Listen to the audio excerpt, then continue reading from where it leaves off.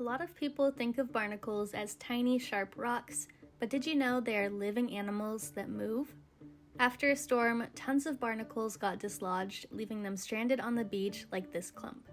And as we just saw, some of them were still alive and moving. Barnacles are crustaceans, so they're related to animals like crabs. Depending on what they attach to, they can easily get ripped off and wash up on the beach. Unfortunately, they are not able to reattach to new substrate. I was pretty surprised when I flipped this clump over and saw that all of these barnacles had been attached to a crab. This material is the shell or carapace of the crab. It's possible the crab had molted, which is when they shed their exoskeleton in order to grow, or it died and the shell washed up on the beach during the storm.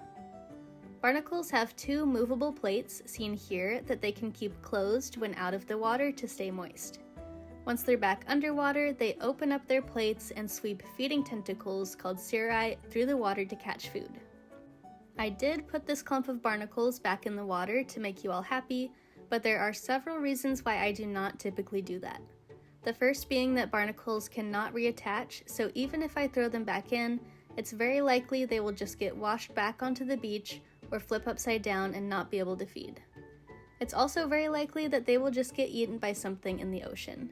Basically, as soon as I put these barnacles back in a tide pool, there were tons of hermit crabs rushing over, eating the dead barnacles and trying to eat the ones that were still alive.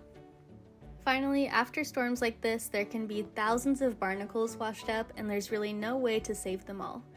Luckily, they will provide food for the birds and other land animals and allow us to get a closer look at how they function.